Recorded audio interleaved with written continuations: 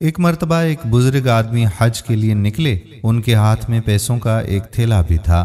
اچانک ایک چور ان کے برابر سے گزرا اور ان کے ہاتھ سے پیسوں سے بھرا تھیلا چھین کر بھاگ گیا۔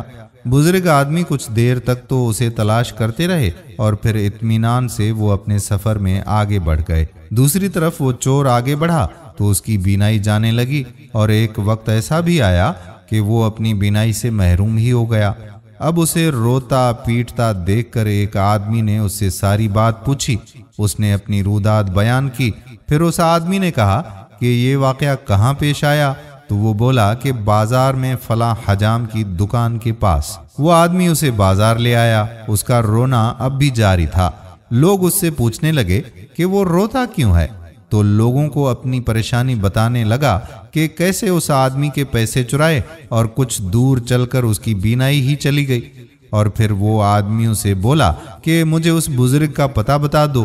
وہ بزرگ مجھے بہت اللہ والے لگتے ہیں، میں ان سے جا کر معافی مانگنا چاہتا ہوں۔ پھر وہ حجام کی دکان پر گیا تو اس حجام نے اسے کہا کہ وہ تو روز یہاں سے آتے جاتے رہتے ہیں، مگر مجھے ان کے گھر کا پتہ نہیں معلوم۔ جب وہ نماز پڑھنے کے لیے یہاں سے گزریں گے تو میں تمہیں بتا دوں گا۔ اب وہ دکاندار کے ساتھ اس کی دکان میں اس انتظار میں بیٹھ گیا کہ جب وہ بزرگ گزرے گا تو وہ ان کا تھیلا ان کو لوٹا کر ان سے معافی مانگ لے گا۔ کافی دیر کے بعد وہ بزرگ آدمی وہاں سے گزرا تو دکاندار نے اسے روکا اور پھر اس چور کو اس کے پاس لے گیا۔ وہ بزرگ چور کو دیکھ کر پہچان گئے۔ چور نے ان کے دونوں ہاتھ پکڑے اور بولا کہ مجھے معاف کر دیجئے، میں جب سے چوری کر کے بھاگا ہوں میری بینائی ہی ختم ہو گئی ہے۔ یہ پیسے اپنے پاس رکھ لیجئے اور مجھے معافی دے دیجئے تاکہ اللہ میری بینائی واپس لوٹا دے۔ وہ بزرگ اسے دیکھ کر بولے کہ میں نے تو آپ کو اسی وقت ہی معاف کر دیا تھا، مجھے آپ سے کوئی گلہ نہیں ہے۔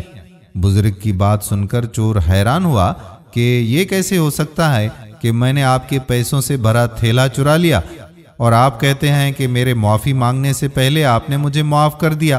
پھر وہ بزرگ کہنے لگے کہ ہاں، مجھے اس وقت ایک حدیث یاد آ گئی تھی جس کا مفہوم ہے کہ قیامت کے دن حضرت محمد صلی اللہ علیہ وآلہ وسلم اس وقت تک جنت میں داخل نہیں ہوں گے جب تک ان کا آخری امتی داخل نہیں ہوگا۔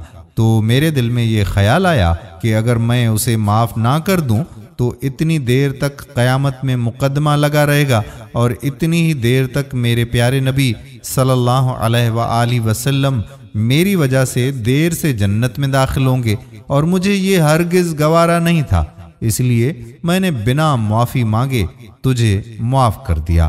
سبحان اللہ۔ دوستو، امید کرتے ہیں کہ ہماری آج کی ویڈیو بھی آپ کو ضرور پسند آئی ہوگی اور اپنے دوستوں کے ساتھ اسے شیئر بھی کریں گے۔ آنے والی ویڈیو تک آپ کا اپنا میزبان قادر بخش کلہوڑو آپ سے اجازت چاہتا ہے۔ اللہ حافظ۔